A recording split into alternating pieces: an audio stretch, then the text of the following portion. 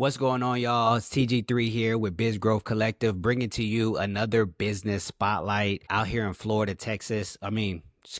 Florida, United States. But yeah, today we're here with Rachel Lynch. She's doing big things in business out there in Florida. So why don't we take a second just to kind of introduce yourself and tell the people a little bit about what you do? Yeah, absolutely. Thanks so much for having me, Tillman. It's awesome to connect with you on here. I've always thought so much about you and your family and everything that you do for your kids and who you are as a person. A little bit about me. I'm here in Palm Beach, Florida. For the last 5 years, I've worked in the marketing and sales space. And then this last year, like in a consulting capacity. And then this last year, I focused to switch more on the financial side of business, helping people with both their personal and business finances. Things like tax saving strategy, business structure, both offensive and defensive planning, setting up for retirement, getting things set up for investments. So yeah, it's been really fun. I've always loved helping business owners. And it's been really exciting helping sink my teeth into like the nitty gritty of actually, how much money people are making, how much they're putting aside, and being able to help people, have the conversation with people to be able to help them set up for their future so that, they're not worried when they go to bed at night. I think that's huge because I've been there. I've been worried, and somebody thought enough of me to have this conversation with me and said, "Hey, what do you have set up? If something were to happen to you, if you weren't able to work, how would you pay your bills?" And let's fast forward 30, 40, 50 years down the road. Do you want to be working forever, or do you want to have something in place so that eventually, if you don't want to work, you don't have to? So those are the kind of things, those are the conversations that I have with my clients here in Florida and all across the country. So well said. And I was just talking to a plumber this morning about he's like about to be 50 something years old. And that was his biggest thing is like he ended up getting hurt and he's just been doing backbreaking work since he was 18, now 50. Yeah. But even with that being said, like what's been the biggest gap you've seen where, people have like that aha moment of working with small business owners? What's been the biggest gap you've seen like over so many different businesses that they're just not protected from an offensive or defensive standpoint? I think as a business owner, protecting yourself is number 11 on a list of 1 to 10 of what to do every day. Mm. So it's just like as business owners, we wear so many hats and there's so many things that we have to do, our calendar, our appointments, collecting money, setting next appointments, getting referrals, getting in front of your customers. We just get so focused on generating revenue. Our mind is not focused on once we have that revenue, what are we doing with it? Are we putting it in places that it's going to grow? Are we utilizing compound interest, the eighth wonder of the world? And if something were to happen to us, what safeguards do we have in place? Because I don't know if you've ever been asked this question before, Tillman, and most people don't know it, but do you know what your number one asset in this life is? My time, my energy. 100%. You are your absolute number one asset. So it's not your house, it's not your business, it's you. Because if you built a business, guess what? You can build another business. Your whole life isn't in this business, it's you. You're your biggest asset and you always will be. So we need to protect you. If you weren't able to work or if something were to happen to you, is your family going to be provided for? Will your business be able to continue to run? So those are the type of safeguards that we need to get in place for our small business owners. And that's something that small business owners, it's not a daily thought in their head that, hey, if I couldn't work next year, how would the rent get paid? How would the office get paid? How would the car payments get paid? How would the health insurance get paid? How would the electricity and the phone bill and the Wi-Fi, how would these things get paid? It's just not on our radar. Mhm. So that is why I am pretty adamant about getting in front of business owners and having this conversation. And it's not necessarily a conversation that people want to have because if they don't have things in place, it kind of might put like a spotlight on how vulnerable their businesses really are and how vulnerable their finances are. But let me tell you, once you have the conversation, it's like a burden is lifted off your shoulders and you go, wow, I can go out here and, really anything could happen, which it won't, but anything could happen and I'm going to be okay.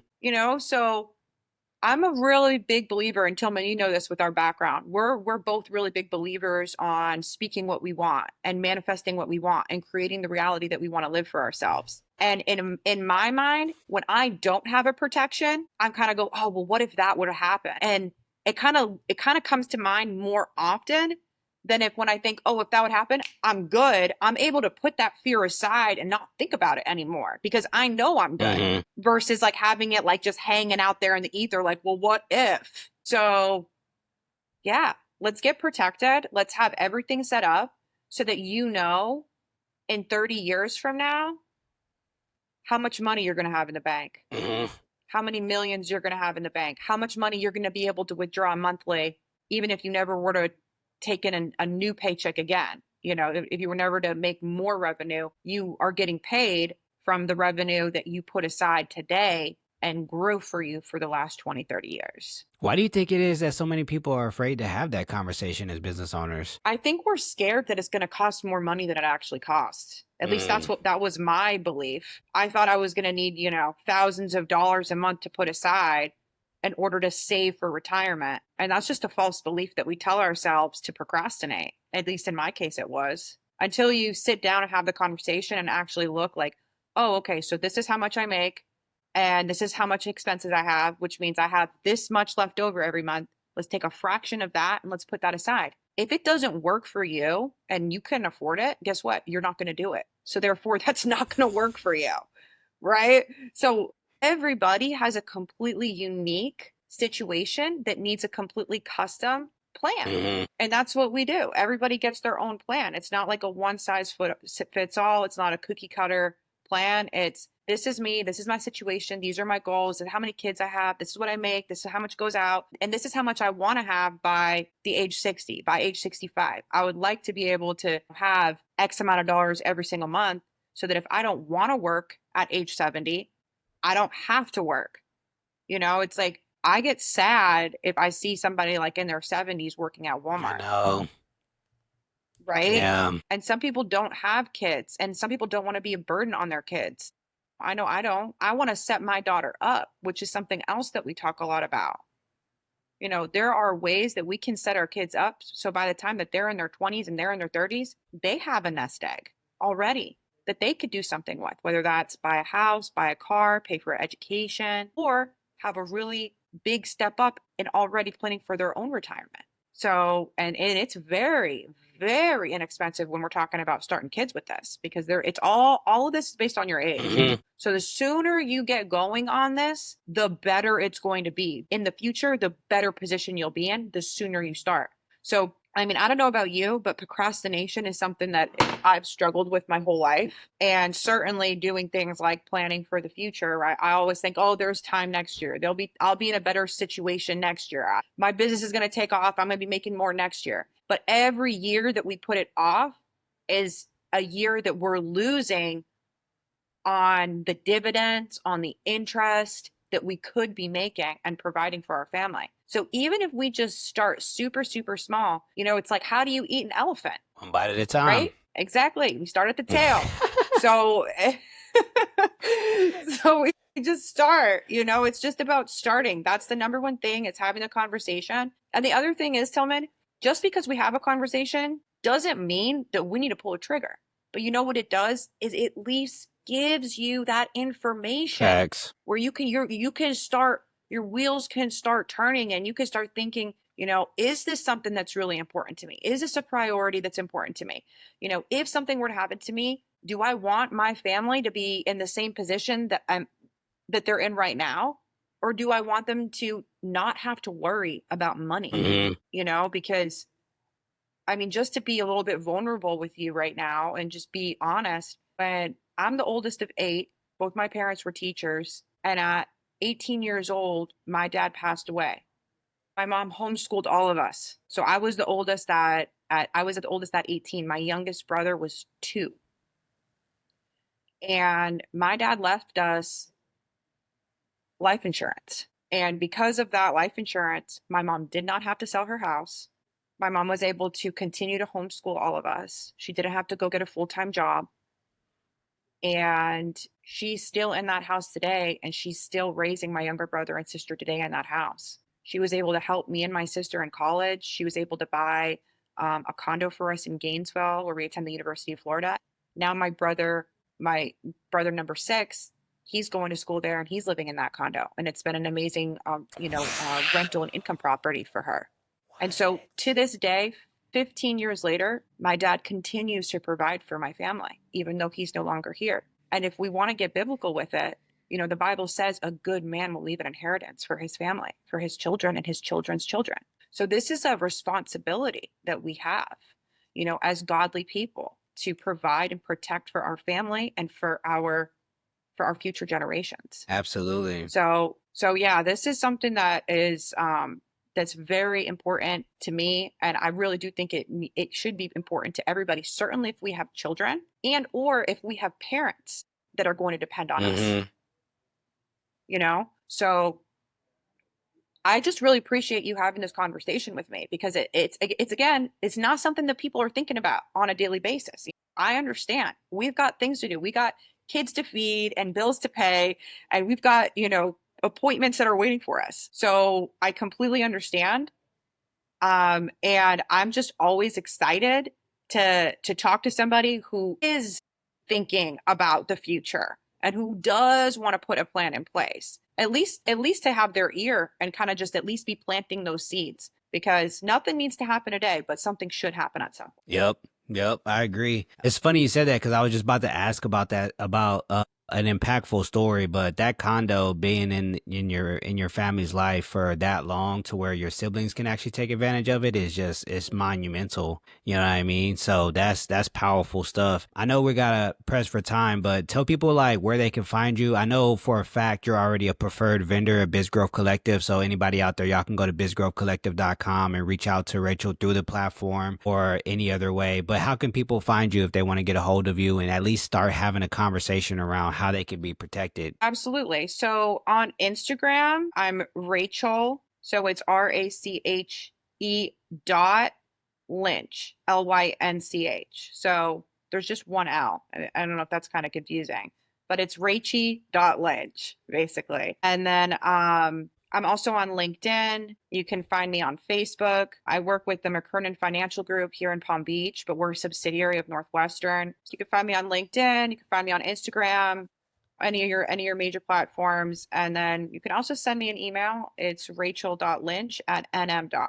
Yeah. So, just coming from somebody who is I think that was a great, positive impact story. Just coming from somebody who, like I said, has lost their mom 3 years ago. As the son, you go through something that you just kind of wake up and say, I definitely want to put my kids in a different position when I'm no longer here. And I know like prior to that, Kobe Bryant had passed away, and it was just like this huge Oh shock yeah. for so many people. It was for me too. I cried actually. I'm a huge, Yeah. huge, huge basketball fan. So when that happened, I Hmm. was like, wow, like really, like there's nobody that's untouchable. But when my mom passed, Mm, I was like, yo, this is my personal superhero. Like, forget about Kobe, but the aftermath of it, being called by different creditors, you're still trying to go through the grieving process. You're still trying to take care of the kids. You're still going through this whole process. Like, that would have made it so much easier.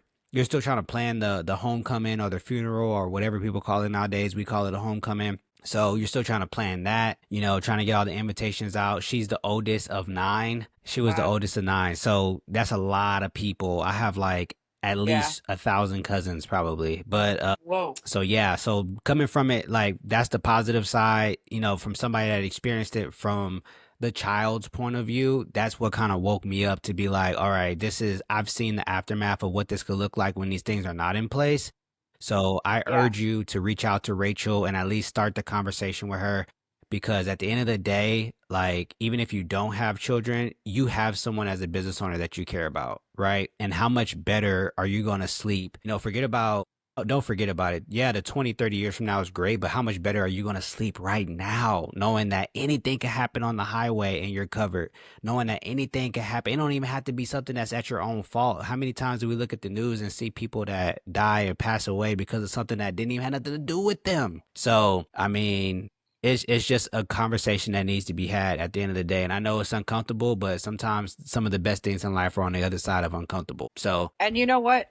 99% of people are going to get to retirement and are going to live a long, healthy, vibrant life full of purpose and love. And they're gonna, have an amazing life. Even when you get there, one day we all will make it to our true home. And whenever that day does come for us, to be able to leave our family in a better financial position is a blessing.